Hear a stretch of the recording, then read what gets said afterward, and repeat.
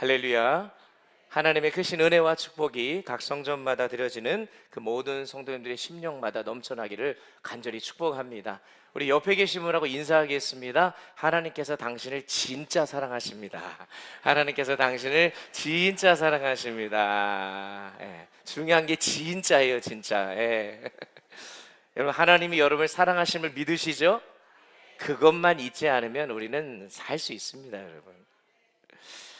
어느 교회에 불평 많은 집사님 한 분이 계셨어요. 또 이러면 또 뜨끔하신 분이 있죠. 그분은 힘들고 어려운 일이 생길 때마다 늘 같은 말을 했습니다. 무슨 말을 했냐? 아담과 하와가 선악과만 먹지 않았어도 우리가 이렇게 고생하지 않았을 텐데. 모든 책임을 아담에게만 돌리는 거예요. 그런데 이 이야기를 들은 목사님이 하루는 그 집사님을 식사에 초대했어요. 맛있는 음식을 차려놓고 식사 기도를 마친 뒤에 막 식사를 시작하려고 하는 순간 손님이 찾아온 거예요. 그러자 목사님께서 밖으로 나가시면서 이렇게 말했습니다. 집사님, 먼저 식사하고 계세요. 잠깐만 나갔다 오겠습니다. 자, 그런데 그 가운데 뚜껑이 있는 그 덮어진 그릇은 절대로 열어보시면 안 됩니다. 제가 들어와서 열어드리겠습니다. 이 집사님이 처음에는 참았어요. 잘 참았어요. 근데 시간이 흐르는데 이게 궁금한 거예요. 도대체 저 안에 무엇이 들어있을까? 결국 참지 못하고 살짝만 보려고 뚜껑을 열었는데 이게 무슨 일입니까?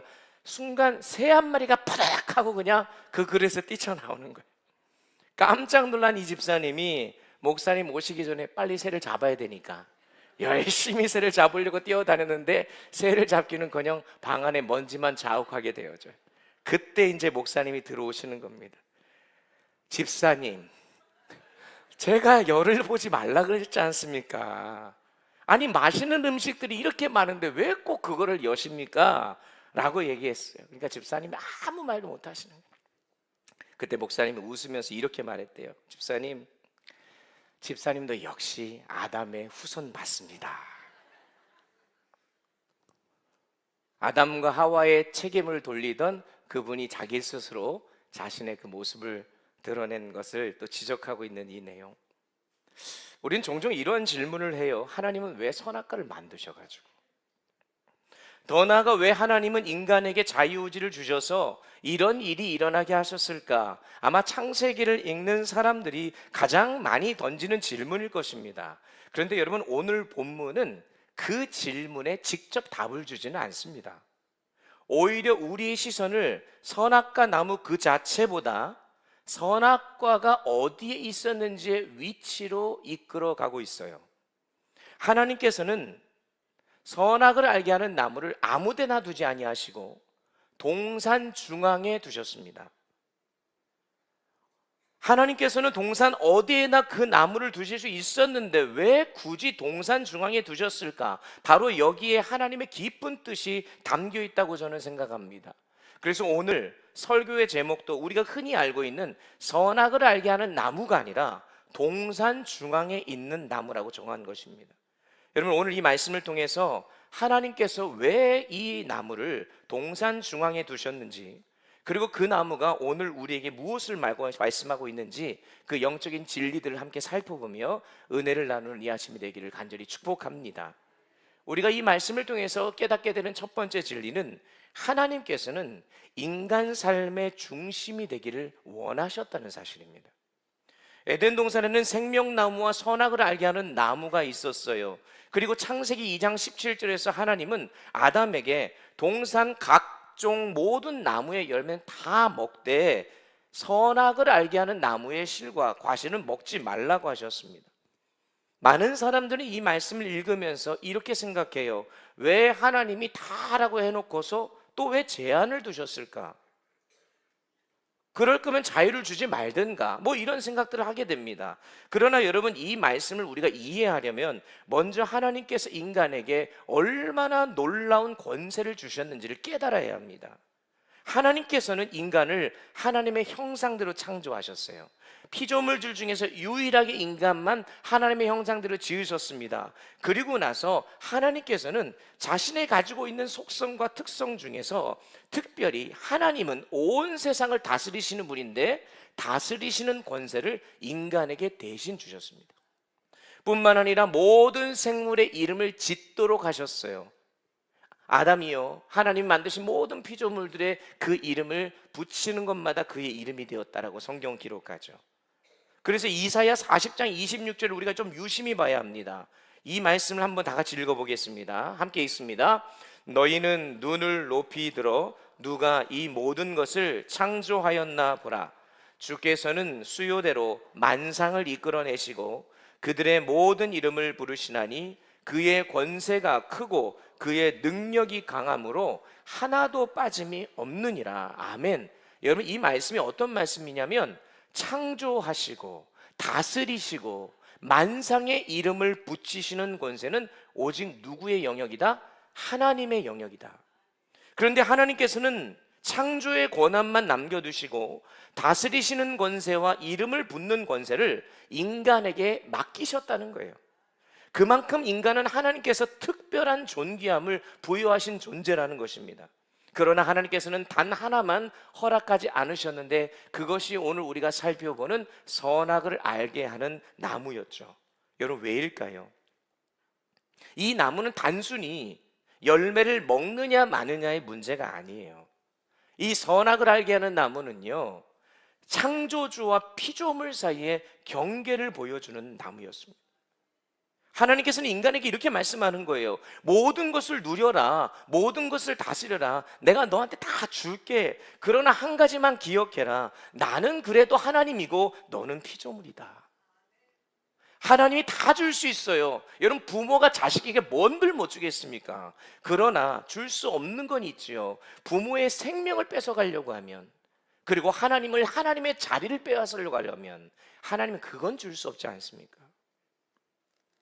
여러분, 그래서 여기서 우리가 알아야 합니다. 예배란 다른 게 아니에요. 예배는 단지 찬양을 부르고 기도하는 시간, 오늘과 같은 이런 공적인 예배, 그것이 예배가 아니에요. 본질적으로 예배는 뭐냐? 하나님을 하나님으로 인정하는 게 예배입니다. 이것이 태초에 하나님 만들어 놓으신 법칙이에요. 내 삶의 중심으로 하나님을 모시고 내가 피조물임을 기뻐하는 것. 그래서 여러분, 선악과는 인간의 자유를 빼앗기 위해 세워진 나무, 인간을 골탕 먹이고 괴롭히기 위해서 하나님이 세워놓으신 나무가 아니라 오히려 참된 자유를 누리도록 세워주신 사랑의 경계였던 것입니다. 여러분, 바다를 항해하는 배가 길을 잃는 이유는 바다가 넓어서가 아니에요. 나침반이 북쪽을 향하는 게 잃어버렸기 때문에 그렇습니다. 방향만 잃지 않으면 아무리 바다가 넓어도 목적지에는 도착할 수가 있습니다. 우리의 인생도 마찬가지입니다. 문제가 환경이 아니에요. 사람이 아닙니다. 돈이 없어서도 아니에요. 하나님이라는 중심을 잃어버릴 때 인생의 방향은 잃어버리게 되는 거예요. 그래서 하나님께서는 선악과를 동산 중앙에 두시고 언제나 하나님을 바라보며 살아가기를 원하셨던 거죠. 나침반이었던 겁니다. 그러므로 참된 자유는 하나님을 떠나는 데 있지 않습니다.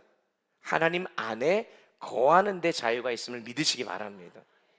기차는 선로 위를 달 때 자유로운 거예요. 물고기는 물속에 있을 때 자유롭고 새는 하늘을 날 때 자유롭습니다. 마찬가지로 인간은 하나님 안에 있을 때가 가장 자유로운 법입니다. 하나님이 창조주이시고 우리가 피조물이라는 그 존재 아래서 하나님의 그늘 아래 있을 때가 가장 자유로운 거예요. 그런데 오늘날 사람들은 자기 마음대로 사는 걸 자유라고 생각하죠. 성경은 그게 자유가 아니라 그건 하나님을 떠난 것이고 종국에는 죄의 종이 되는 길임을 밝히십니다. 사랑하는 성도 여러분, 참된 자유는 하나님을 삶의 중심에 모실 때부터 시작된다는 사실을 꼭 기억하시기 바랍니다. 그러면 하나님은 왜 인간에게 자유를 주셨을까요? 자유의지를 주셨을까? 그거 안 줬으면 죄 안 졌을 거 아닙니까? 여러분, 그 이유는 아주 간단하죠. 사랑이라는 것은 강요될 수 없기 때문에 그렇습니다. 하나님께서는 인간을 로봇처럼 만드실 수도 있었지만 그렇게 만드시지 않았습니다. 인간 스스로 자발적으로 하나님을 사랑하고 기쁨으로 하나님을 선택하면서 하나님과 인격적인 사랑의 관계를 맺기 원하셨던 거죠. 그러니까 여러분, 이 자유의지는 하나님이 인간에게 주신 가장 고귀한 큰 선물 가운데 하나인 것입니다. 그래서 이사야 43장 21절, 이 백성은 내가 나를 위하여 지었나니 나를 찬송하게 하려 함이라. 아멘. 우리의 가진 자유의지를 가지고 하나님을 창조주로 인정하고 그분 하나님만을 높이고 예배하는 것, 이것이 하나님이 진짜 사랑의 관계를 형성하는 방법임을 알았던 거죠. 태엽을 감아놓고 로봇처럼 하나님을 찬양하는 것, 그건 진짜 찬양과 예배가 아니라는 것입니다. 그러니 여러분, 선악과는 인간을 괴롭히기 위해 세워진 나무가 아니라 인간이 모든 것을 누리되 하나님이 창조주이시며 왕이란 사실만은 인정하며 살라는 하나님의 배려인 것입니다. 즉 하나님만은 삶의 중심에 모시고 살아가도록 하기 위한 은혜의 방편인 거예요. 그래서 하나님은 그 나무를 아무 데나 두지 않아요. 어디다 뒀다고요? 동산 중앙에 둡니다. 그 나무를 동산 저기 한쪽 구석탱이다가 뒀다고 한다면, 근데 왜 하나님이 중앙에 두셨겠습니까? 보라는 거 아니겠어요? 그거 바라보고 살라는 거 아니겠습니까? 하루에도 수십 번 수백 번 지나가면서 그 선악을 알게 하는 나무를 보도록 만드는 거죠. 하나님은 그들의 삶의 중심에 하나님이 계시길 원했고 창조주 하나님을 기억하며 바라보며 살기를 원했던 것입니다. 여러분, 재밌지 않습니까? 아담과 하와는요, 죄를 짓기 전까지만 해도 수도 없이 동산을 거닐면서 그 동산에 있는 이 선악을 알게 하는 나무를 봤는데, 그때는 그런 생각이 안 들었는데 오늘 본문의 말씀에서 이 선악을 알게 하는 나무를 바라보는 시각이 달라진 것을 보게 되죠. 여러분, 하나님께서는 날마다 하나님을 바라보며 살아갈 수 있도록 선악을 알게 하는 나무를 중앙에 세워놓으신 것입니다. 그러니까 문제는 뭐냐면 선악과가 문제가 아닌 거예요. 문제는 하나님보다 자신을 중심에 두려고 하는 인간의 마음이었습니다. 그런데 여러분, 하나님께서 이렇게 선명하게 말씀하시고 이렇게 선악을 알게 하는 나무를 주시며 창조주임을 기억하라고 말씀하셨는데도 왜 인간은 그 나무를 향해 손을 내밀었을까요? 아담과 하와는 왜 그 선악을 알게 하는 나무를 먹었을까요? 왜 하나님보다 자신의 생각을 더 믿었을까요? 왜 하나님을 삶의 중심에서 밀어내고 그 자리에 자기가 앉으려고 했을까요? 여기에서 우리는 죄의 본질을 발견하게 됩니다. 그래서 오늘 말씀에서 깨닫게 되는 두 번째 진리가 바로 이것입니다. 인간은요, 하나님 대신 자신을 삶의 중심에 두었습니다. 여러분, 타락이란 단순히 선악과를 먹은 사건이 아닙니다. 삶의 중심이 하나님에게서 인간 자신에게로 바뀐 사건이 타락의 사건이에요. 에덴 동산 중앙에는 생명나무와 선악을 알게 하는 두 나무가 있었습니다. 그런데 사실은 눈에 보이는 두 나무지만 사실은 아담의 마음 한가운데도 두 개의 길이 있었어요. 하나님의 말씀에 순종하고 따르는가, 다른 하나는 자신의 판단과 욕망을 따라가는 길. 그런데 이것은 아담만의 이야기가 아니잖아요. 오늘 우리가 함께 예배하고 있지만 저와 여러분의 마음 한가운데도 여전히 같은 선택의 기로에 놓여져 있습니다. 하나님 말씀 따라 살아갈 것인가, 아니면 내 생각과 욕망 따라 살아갈 것인가. 그래서 창세기 3장의 이 유명한 말씀은 단지 과거의 이야기가 아니라 오늘을 살아가는 저와 여러분의 이야기이기도 한 것입니다. 그럼 아담과 하와가 왜 선악과를 먹었을까? 여러분, 사단이요, 얼마나 교묘한지 하와를 유혹하면서 아주 교묘한 전략을 사용합니다. 선악과를 따먹게 하기 위해 사단은 나무를 바꾸지는 않습니다. 대신 바꾼 게 뭐였냐? 하와의 눈을 바꿉니다. 원래 선악과는 하나님과 인간 사이에 사랑과 신뢰를 기억하게 하는 나무였어요. 그 나무가 있기 때문에 아담과 하와가 자유를 누리고 행복을 누릴 수 있었어요. 그런데 사탄은 그 나무를 하나님이 인간을 억압하고 제한하기 위해서 세워놓은 나무처럼 보이게 만들었어요. 하나님이 정말 너희들 사랑하는 거 맞아? 하나님이 너희들한테 뭐 숨기고 있는 거 아니야? 이거 먹으면 너희도 하나님처럼 될 수 있을지 몰라. 결국 사탄은 하나님의 말씀을 의심하게 만들었고 하나님의 마음을 왜곡해서 보게 만들었다는 겁니다. 그러니 여러분, 우리가 한 가지 꼭 기억해야 될 것은 사탄의 가장 큰 전략은 저와 여러분으로 하여금 하나님을 부인하게 만들거나 하나님을 믿지 못하도록 만드는 게 아니에요. 엄밀하게 말하면 하나님 없이도 살아갈 수 있도록 우리를 만드는 것. 이게 사단의 전략입니다. 그 결과가 오늘 본문 6절이죠. 너무나 유명한 말씀인데 함께 읽어볼게요. 같이 읽습니다. 여자가 그 나무를 본즉 먹음직도 하고 보암직도 하고 지혜롭게 할 만큼 탐스럽기도 한 나무인지라. 여자가 그 열매를 따먹고 자기와 함께 있는 남편에게도 주매. 아멘. 자, 여기까지 보겠습니다. 여러분, 나무는요 변한 게 없어요. 변한 건 하와의 눈입니다. 하나님의 말씀으로 바라보던 눈이 사탄의 말에 사로잡히면서 순종의 상징이었던 나무가 이제는 욕망의 대상으로 보이기 시작했던 거죠. 여기서 하와의 마음을 보여주는 세 가지 표현을 우리가 주목할 필요가 있어요. 첫째는 나무를 열매를 봤더니 어떻다고요? 먹음직스럽다는 거예요. 먹음직하다. 이 표현이 무슨 말이냐면 먹고 사는 문제가 하나님보다 더 커 보이기 시작했다는 거예요. 하나님의 공급해 주심보다 자신의 방법이 더 안전해 보인 거죠. 이 선악을 알게 하는 나무를 열매를 먹으면 먹고 사는 문제가 해결될 것 같다는 거죠. 전에는 하나님을 바라보고 하나님의 공급을 받았는데 하나님은 온데간데였고 이 열매가 먹음직스러웠다는 거예요. 두 번째는 보암직했습니다. 하나님보다 세상이 더 아름답고 더 만족스러워 보였다는 거예요. 셋째, 지혜롭게 할 만큼 탐스럽기도 했습니다. 하나님 없이도 내 힘으로 살아갈 수 있고 하나님처럼 될 수 있다는 교만에 빠지게 됐습니다. 결국 이 모든 유혹의 뿌리가 뭐예요? 하나예요. 사단이 5절 말씀에서 이야기했듯이 하나님처럼 되고자 하는 그 욕망, 그것이 모든 유혹의 뿌리입니다. 내가 내 삶의 주인이 되고 내가 스스로 선과 악, 옳고 그름을 판단하고 하나님 없이도 살아갈 수 있다고 생각합니다. 이게 죄의 본질이라는 거예요. 그래서 성경이 말하는 죄는 단순히 거짓말하고 나쁜 짓하고 도둑질하고 누구 미워하고 이거의 행동만을 이야기하지 않고 성경이 말하는 죄는 관계의 문제임을 분명히 밝힙니다. 정확하게 말하면요, 죄라는 것은 하나님을 나의 삶의 중심에서 밀어내고 내가 그 자리에 앉는 것입니다. 여러분, 자동차의 운전대가 몇 개예요? 운전대 2개 있는 거 보셨습니까? 운전면허 시험장 가면 2개가 있을 수 있겠죠.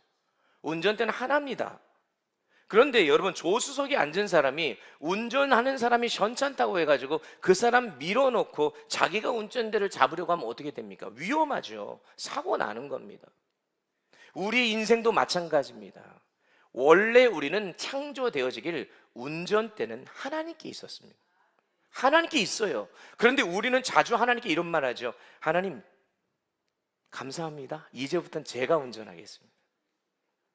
바로 그 순간부터 인생은 흔들리기 시작하는 거예요. 여러분, 이게 죄입니다. 그런데 이것이 어찌 아담과 하와만의 문제냐는 거예요. 저와 여러분의 문제가 아니겠습니까? 그래서 사도 요한은 이것을 요한일서 2장 16절에서 아주 간결하고 명쾌하게 정리를 합니다. 이것도 다 같이 읽어보겠습니다. 이는 세상에 있는 모든 것이 육신의 정욕과 안목의 정욕과 이생의 자랑이니 다 아버지께로부터 온 것이 아니요 세상으로부터 온 것이라. 아멘. 자, 생각해 보세요. 먹고 사는 문제 앞에서 하나님보다 돈을 더 의지합니다. 행복을 찾기 위해 하나님보다 세상을 더 사랑합니다. 미래를 계획하면서는 하나님보다 자신의 능력과 경험을 더 신뢰합니다. 여러분, 우리가 하나님 믿는다고 말하면서 그렇게 한다고요. 하나님을 신뢰하고 믿는다고 고백하면서도 중요한 결정을 앞두면 기도하기보다 먼저 계산합니다. 하나님의 뜻을 묻기보다 자신의 방법을 찾을 때가 더 많지 않습니까? 그러니 아담과 하와의 이 모습이 오늘 우리의 모습이라는 거예요. 사랑하는 성도 여러분, 선악과는 더 이상 에덴 동산에만 있는 게 아닙니다. 오늘 우리의 가정에도, 우리의 직장에도, 학교에도, 무엇보다 우리의 마음 한가운데도 서 있습니다. 그 나무는 오늘도 우리에게 묻는 거지요. 하나님을 삶의 중심에 네가 모시고 있느냐, 아니면 너 자신의 그거 중심에 네가 앉아 있느냐. 여러분, 문제는 우리 모두가 이 첫 번째 아담처럼 하나님을 선택하기보다 자신을 선택하는 것, 이것을 우리가 일삼고 있는 거예요. 그러면 하나님을 삶의 중심에서 밀어낸 인간, 어떻게 다시 하나님께로 돌아갈 수 있겠습니까? 그 하나님을 내 삶의 자리에 중심으로 어떻게 하면 모실 수 있겠냐는 거예요. 누가 이 죄와 사망의 문제를 해결할 수 있겠습니까? 바로 여기에서 복음이 시작되는 거예요. 그래서 오늘 말씀의 마지막 주는 영적인 진리는 이것입니다. 예수 그리스도께서 하나님을 다시 우리의 삶의 중심으로 회복하셨다는 사실입니다. 여러분, 믿으십니까? 성경은 오직 한 분만이 이 시험을 이겼다고 말해요. 바로 둘째 아담이신 예수 그리스도이십니다. 첫째 아담은 모든 것이 다 주어진 에덴 동산에서 한 가지 하지 말라고 한 것, 불순종이에요. 그러나 둘째 아담이신 예수님은 아무것도 없는 척박한 광야에서 끝까지 하나님께 순종합니다. 그래서 마태복음 4장과 누가복음 4장 가보면 마귀가 예수님을 시험하는데, 그 시험하는 게 첫째 아담이 받았던 시험하고 똑같습니다. 돌을 떡덩이로 만들라. 무슨 시험인지 아세요? 먹음직스러운 시험이에요. 육신의 정욕입니다. 성전에서 뛰어내려라. 보암직한 시험입니다. 곧 안목의 정욕이죠. 내게 절하면 천하 만국을 너에게 주겠다. 지혜롭게 할 만큼 탐스러운 시험입니다. 이생의 자랑입니다.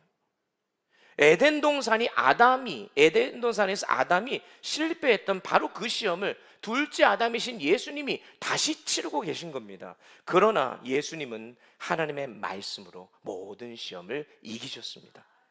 사람이 떡으로만 사는 것이 아니요 오직 하나님의 입으로 나오는 말씀으로 살 것이라. 주 너의 하나님을 시험치 말라. 주 너의 하나님께 경배하고 다만 그를 섬기라. 첫째 아담은 하나님보다 자신을 선택했어요. 그러나 둘째 아담이신 예수 그리스도는 끝까지 하나님을 삶의 중심에 모셨습니다. 그래서 지난번에도 살펴봤지만 예수님만이 하나님의 어린 양이 될 수 있었던 거예요. 인류의 유일한 구원자가 되실 수 있었던 겁니다. 그러니 여러분, 예수 그리스도만이 우리의 유일한 소망이심을 믿으시기 바랍니다. 한번 옆에 분하고 찌르면서 할게요. 예수님만이 우리의 소망이십니다. 이렇게 얘기하겠습니다. 예수님만이 우리의 유일한 소망이십니다. 여러분, 정말 그렇게 생각하세요? 요즘 이 자리에서만 제가 물을 때만 대답하시면 안 됩니다. 정말 예수님만이 나의 유일한 소망 되심을 믿음으로 나아가는 거죠. 놀랍게도 하나님께서는 이 사실을 알려주시기 위해서 이미 구약에서 이 복음을 미리 보여주셨어요. 그것이 뭐냐면, 구약의 파노라마 공부하신 분들은 기억이 나실지 모르겠습니다. 여러분, 바로 언약궤입니다. 성막 안에, 지성소 안에 있는 언약궤. 언약궤 안에 세 가지가 들어간다 그랬잖아요. 만나를 담은 금항아리, 그리고 또 뭐가 들어갑니까? 아론의 쌍난 지팡이, 그리고 하나님이 주셨던 언약의 두 돌판이 그 안에 들어가요. 자, 이 세 가지가 공통점이 있다고 했습니다. 인간의 죄와 불순종을 보여주는 증거죠. 하나님을 반역하고 불평했던 증거들입니다. 만나는 민수기 11장에서 하나님께서 이스라엘 백성을 먹여 살리지 못할 것이라고 하는 백성들의 의심과 불평 속에서 생겨난 게 만나예요. 아론의 쌍난 지팡이는 민수기 17장에서 반역자의 표징이라고 되어 있습니다. 하나님께서 부여하신 리더십에 대해서 반역을 일으키죠. 도전이었습니다. 마지막 출애굽기 32장에서는 모세가 언약의 돌판, 보이지 않는 하나님께서 주신 언약의 돌판을 들고 내려오는데, 눈에 보이지 않으니까 눈에 좋아 보이는 황금 송아지상을 만들고 경배했잖아요. 결국 에덴 동산에서 시작되었던 그 죄가 자신들의 눈에 좋아 보이는 황금 송아지를 만들고 이스라엘의 역사 속에서 계속해서 반복되고 있습니다. 여러분, 사실 이 언약궤 안에 들어간 세 가지도 육신의 정욕과 안목의 정욕과 이생의 자랑, 그대로 다 연결이 됩니다. 결국 곧 인간의 죄의 본질을 다 이야기하고 있는 겁니다. 놀랍게도 하나님은 그 죄를 그냥 두지 않으십니다. 언약궤는요, 말 그대로 궤예요. 영어로는 ark라고 해요. 여러분, 아크라고 하는 게 뭐냐면 방주란 뜻을 가지고 있습니다. 그래서 노아의 방주가 구원의 방주죠. 그런데 성경이 보니까 아크라고 하는 게 두 가지 더 있어요. 하나가 뭐냐면 이 언약궤를 아크라고 해요. ARK, 영어로. 하나가 더 있습니다. 혹시 그게 뭔지 아십니까? 출애굽기 1장에 가보면 모세가 요게벳에 의해서 갈대 상자 위에 누워져서 물로 흘려보낼 때 그 상자를 아크라고 해요. 공통점이 뭐예요? 다 구원의 방주예요. 구원의 역할을 한다는 거예요. 거기에다가 죄를 집어넣고 그 언약궤 위에다가 그냥 내버려 두지 아니하시고 뚜껑을 덮습니다. 그 뚜껑이 속죄소입니다. 속죄소 시은좌라고 하는데 죄를 덮는 자리라는 뜻이죠. 죄를 없었던 것처럼 덮어주시는 하나님의 은혜의 자리였던 것입니다. 이스라엘 백성들은 죄를 지었어요. 그런데 그 죄의 모양을 다 집어넣고 뚜껑을 덮습니다. 여러분, 이것을 보면은 죄를 하나님이 못 본 척 하신 게 아니에요. 죄는 분명히 있습니다. 그런데 죄의 값을 치르게 하시는 거죠. 그래서 피가 있어야 되고 피가 묻혀져서 그것으로 인해서 이제는 내가 죄 없다 여겨주시겠다 말씀하셨는데, 하나님께서는 우리에게도 마찬가지로 신약 성경에 또 다른 속죄소를 허락하셨어요. 여러분, 이거 신학적으로 되게 어려운 내용이긴 하지만 여러분이 꼭 아셔야 됩니다. 히브리서 9장 5절에 보면 속죄소라는 단어가 헬라어로 뭐라고 되어 있냐면요, 힐라스테리온이라고 되어 있습니다. 근데 사도 바울이 로마서 3장 25절에서 이 속죄소라는 단어를 똑같이 씁니다. 힐라스테리온이라는 단어를 또 써요. 한번 읽어볼게요. 한국말이지만 그 안에 무슨 단어가 똑같이 쓰였는지 한번 볼게요. 함께 읽겠습니다. 시작.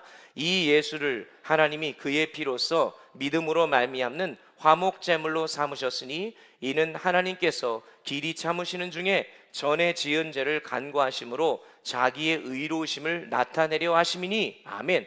여기서 여러분, 화목제물이 힐라스테리온이에요. 속죄소란 뜻을 이 바로 화목제물에 그대로 붙이고 있습니다.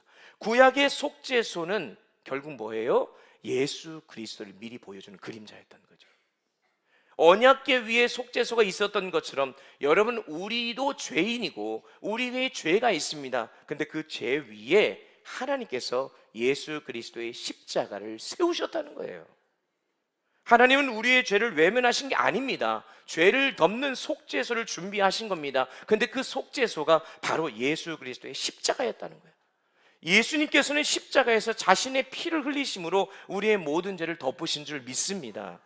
그렇기 때문에 여러분, 만나를 담은 그 망아리, 아론의 쌍난 지팡이, 언약의 돌판으로 상징되는 이 인간의 모든 죄악들을 이미 우리는 다 행하고 있고, 그럼에도 불구하고 우리가 오늘도 염치 없지만 주님의 보좌 앞에 나와 예배자로 설 수 있는 이유는 단 하나, 바로 예수 그리스도의 보혈의 피가 우리의 죄를 덮었기 때문입니다. 그래서 하나님은 이제 우리의 죄를 보시는 게 아니라 뭘 봐요? 예수 그리스도의 보혈의 피를 보는 거예요. 이스라엘 백성들의 죄를 보지 아니하고 문지방과 임방에 발라진 어린 양의 피를 받듯이 말입니다. 여러분, 이것이 복음인 줄 믿습니다. 그래서 첫 번째 아담으로 말미암아 죄와 죽음이 세상에 들어왔어요. 그러나 둘째 아담이신 예수님으로 말미암아 생명과 구원이 들어오게 된 것입니다.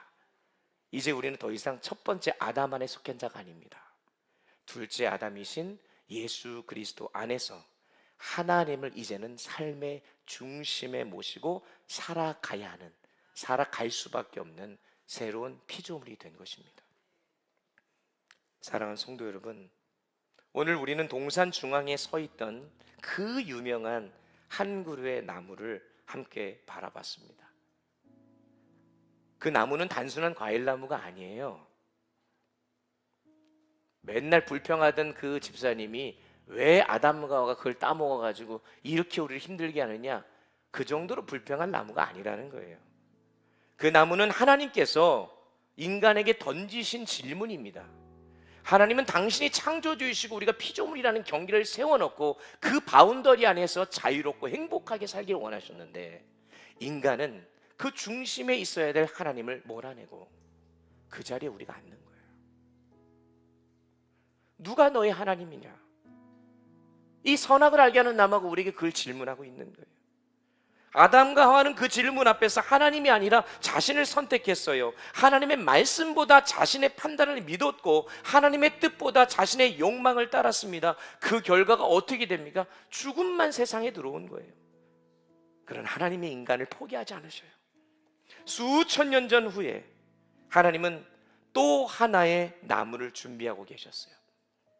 여러분, 그것은 갈보리 언덕의 십자가 나무입니다. 에덴 동산의 나무는 인간의 죄를 드러냈습니다. 갈보리 언덕의 십자가 나무는 하나님의 사랑을 드러냈습니다. 첫 번째 나무를 통해 죽음이 들어왔지만 두 번째 나무를 통해는 생명이 우리에게 임한 것이죠. 이런 말씀을 정리하면서 우리의 마음을 한번 좀 점검해 봤으면 좋겠습니다. 저도 여러분도 지금 마음 한가운데 여전히 그 한 나무가 서 있습니다. 매일 그 나무 앞에 선택합니다. 이렇게 말씀 들어도 또 뒤돌아서서 나가면 여전히 내 안에 그 선악을 알게 하는 나무가 서 있습니다. 그러면서 질문하는 거죠. 하나님을 나의 삶의 중심으로 모시고 살 것이냐, 아니면 내가 삶의 중심이 되어 살 것이냐. 근데 너무 감사한 일이 뭔지 아십니까? 이 싸워야 되는 영적 싸움을 혼자 싸우도록 내버려 두지 않으셨다는 거죠. 첫 아담이 실패했던 그 자리에서 둘째 아담이신 예수 그리스도께서 똑같은 시험을 받으시고 완전한 순종을 하시면서 승리하셨습니다. 그리고 십자가에서 흘리신 보혈로 저와 여러분의 모든 죄를 덮어주셨어요. 그러니 우린 더 이상 죄의 종이 아니고 하나님의 자녀가 된 것 아니겠습니까? 그러니까 예수 그리스도의 보혈의 피의 능력이 우리 안에 있는 것이죠. 그러니 여러분, 오늘 집으로 돌아가시면서 한 분도 빠지지 마시고 한 가지 질문을 마음에 품고 가십시오. 지금 내 삶의 중심에는 무엇이 서 있는가? 나의 욕심인가? 나의 성공인가? 나의 어떠한 계획인가? 아니면 예수 그리스도의 십자가인가? 하나님 조용히 묻고 계신 거예요. 누가 너의 하나님이니? 바라기는 우리의 대답이 한결같기를 소망합니다. 주님, 오직 주님만이 나의 하나님이십니다. 이런 그 고백으로 하나님을 삶의 중심에 모시는 것, 그리고 하나님을 하나님으로 인정해드리는 것, 그것이 참된 예배자의 모습이에요. 예배하라 살아나리라 외치면서 6개월 달려왔는데 정말 여러분이 하나님을 하나님으로 인정하며 여러분의 삶의 중심에 주님을 모시고 살아가고 있어야 이 예배가 회복되는 거예요. 그래서 우리의 삶의 중심에 십자가가 굳게 서 있기를 소망합니다. 그러면 날마다 하나님을 하나님으로 인정하고 죄의 유혹으로부터 이겨내고 예수 그리스도의 보혈로 용서받은 우리가 이제는 다른 누군가를 용서하고 사랑하게 되는 그런 은혜가 있을 때에 주님께서 말씀하신 참된 예배 회복이 일어나고 참된 예배자로 서게 돼서 내가 저희를 지은 것은 나를 찬송하게 하게 합니다. 여러분, 우리 모두가 그러한 창조주의 피조물된 하나님의 형상된 존귀한 자임을 기억하며 주님의 이름을 높여드리는 참된 예배자들이 다 되기를 주의 이름으로 축원합니다. 축원합니다. 함께 찬양하고 기도하겠습니다. 오늘 이 말씀 기억하면서 내 안에 있는 선악을 알게 하는 나무, 질문합니다. 누가 너의 하나님이냐? 너의 삶의 중심에 누가 있느냐? 예수 그리스도의 보혈의 피가 우리를 덮음으로 하나님이 다시 우리 안에 와주시길 소망합니다. 함께 찬양하겠습니다. 주의 보좌로 나아갈 때에 함께 고백하겠습니다.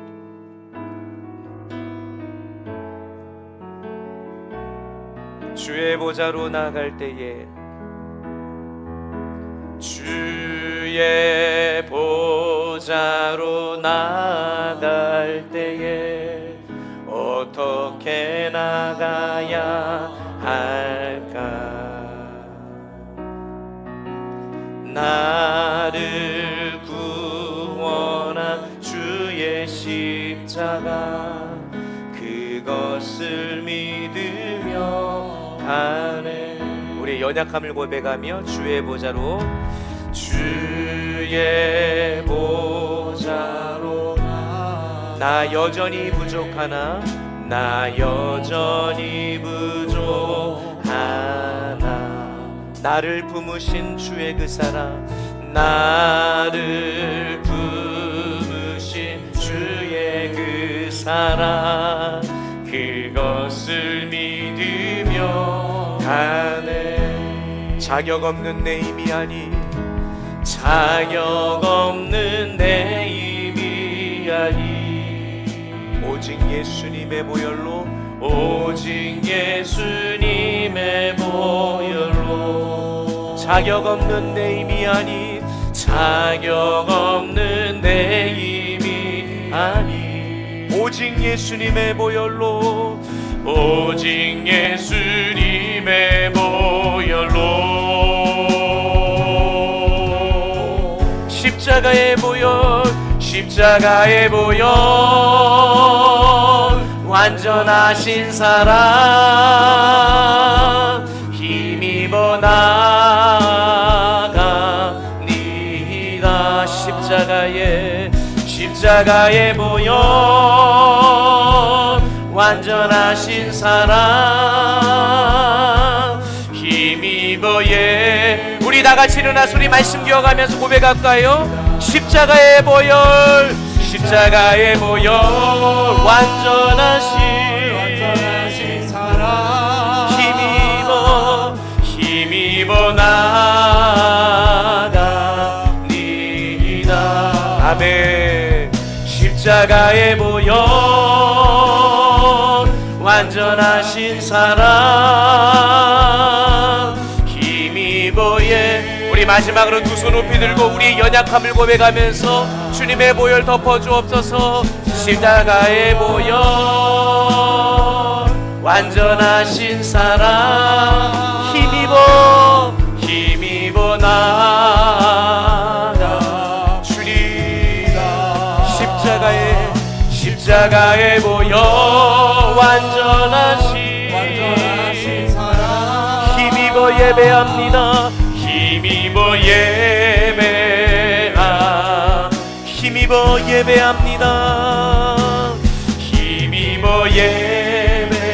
힘입어 창조주 하나님만을 예배합니다